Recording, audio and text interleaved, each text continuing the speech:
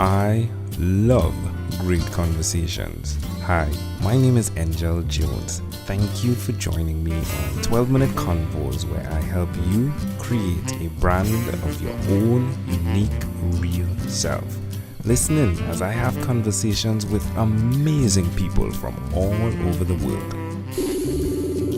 Good night, Drew Aversa. How are you going on this wonderful, beautiful night? I am excellent, Angel. How are you? I am excellent. It's a great pleasure to connect with you, Drew. What part of the world are you in right now? I live in the San Francisco Bay Area. Have you been? I have not been to San Francisco just yet. I do have a feeling I'm getting there pretty soon, and I will be connecting with Drew. Fantastic. My house is your house anytime. So come on over and we'll have some great Italian food. Ooh, Italian food. And my house is your house, so come over and you will get to taste the Caribbean melting pot of Trinidad and Tobago. That sounds delicious, my friend.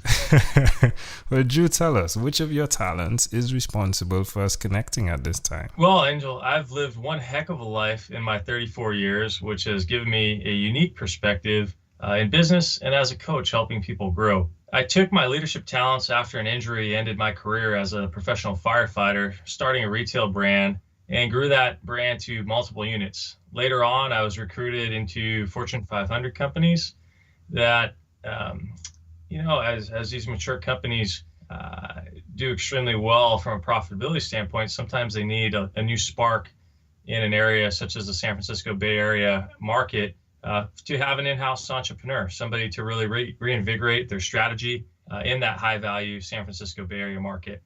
From there, really my leadership background from professional firefighter to Fortune 150, my advocacy work for those challenged by mental and physical disabilities, and strategic visions that I've offered CEOs of corporations, nonprofits, and labor unions are probably why we're here today, or just maybe it's my hidden talent as a yoga instructor and mindfulness practitioner. Yeah, I think I'd say B. I'd say B.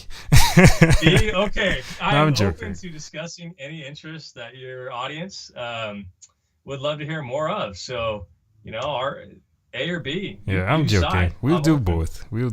So let's do some of A first. Who did you learn the skill of entrepreneurship from? I really believe that we are the sum of our parents, teachers, mentors, and environment, in addition to our own authentic selves as we develop into adulthood. Early on, I learned to think strategically from my father, who started the international tax department for Touche, which is now Deloitte, one of the big accounting firms. I also was fortunate to have an incredible stepfather who taught me the value of family, community, and small business ownership. He was fire chief, and then he carried on the legacy that his father started after immigrating from Guatemala, working for the railroads as a welder with a custom metal fabrication business. That was the business side, and I think really on education, going after my MBA, I learned that value from my mother, who always told me that nobody can take it away from you once you get your degree. So having a well-rounded business acumen from a hands-on standpoint, as well as the academic world and theory to execution, all of my parents. And I think one of the key things that I learned as an entrepreneur is that each and every single one of my parents, their family struggled. My parents didn't have it easy growing up. Everybody was self-made in the family, and it really teaches you that everything is possible if you never give up on life. If you have integrity, a clear mind, an open heart, and the ability to articulate your value and vision to others, there's definitely a chance in this world. And I think that is one of the things that makes America a fantastic country for entrepreneurs. That's intriguing. So you've been seeing the ups and downs that can occur from a child to now to an adult, right? I'd like to know, even with other businesses, you've seen that, right? Which are the challenges that go with the life of being an entrepreneur? Why will you continue to repeat this skill nevertheless, Drew? The world becomes an amazing place when we share our successes with others. I firmly believe that service is the greatest gift of all. Be it a firefighter, a consultant who adds value, a speaker who inspires others to ignite the fire within, the teacher who gets us from Goo Goo Gaga as children to St. Mary's College, where I went for my degree. And it really is also the only thing that fuels our soul at the end of the day, ending our struggles and self-sabotaging beliefs that we are not good enough. And I think that's one of the challenges in business. A lot of people out there, don't think that they're good enough, or they question, what is success? But if we just live a life of service and remind ourselves that every day we work, me as a yogi outside of the business world and in it as a coach, there's karma yoga of doing good unto others and just doing things because it's the right thing to do and not seeking any gratification as a result. Yeah, tell us more about how that makes you feel. The yogi, being the yogi. The yogi? Well, I tell you what, I was given two options when I was in a wheelchair, struggling to get back to life, after my injury as a firefighter. And one of those was pain medication, and the other was yoga. I chose the latter and stuck with yoga for 6 years. And it's amazing when you are able to connect your mind and your body to realize what's going on, inside. Are your thoughts really the truth? Are they a projection? Are they a lie? And how does that make your body feel? And I think when we have more movement in our lives, people are so sedentary in corporations today. Most people don't exercise more than 2 hours a week in our country. So we look at the diabetes, the depression, all these other things that go on behind closed doors with people's health and wellness. And yoga is extremely important for people to be flexible, not only physically. I think everybody likes to see the bendy poses on Instagram that all these people can do. But there are people like myself who have a challenge with a hip injury and a back and find joy through modified poses and find that mental flexibility as well with the yoga and meditation. So very key, for people of all ages and all walks of life. It's something that everybody can start doing tomorrow or today. Well, amazing audience. You're hearing it live here from Drew Aversa. You could definitely connect with him at Drew Aversa. Drew, say your last name in your pronunciation. Let's hear it through your tongue. Aversa. Aversa. Oh, love it. Yes, you could definitely connect with Drew at Drew Aversa. Aversa, which is Aversa. Drew, Drew. Is that cool? Do you want to point them to anywhere else? Yeah, absolutely. You can connect with me on LinkedIn. I love LinkedIn. It's a fabulous platform for networking, growing businesses, collaborating on shared visions, and really reaching, across the world with globalization, as well as my personal website, drewaversa.com, where you can learn a little bit more about me. Love it. Well, Drew, let's switch gears for a moment now, and let me invite you into my time machine that is surrounded with beautiful, warm, blue Caribbean water. Drew, what is your earliest childhood memory? Earliest childhood memory? Boy, I would say setting sail on San Francisco Bay with my parents. How old do you think you were? Age 2. Why do you think this memory is so clear, and how do you see that memory connecting to who you are today? That's a great question. I think, like a lot of people, I was raised by two people who had a lot of challenges. Obviously my parents were divorced. And for me as a child, nature, just in life, has always been a spiritual place where one can heal, is primal. And humans, we think we're so powerful, but yet 70% of our world is supported by our oceans.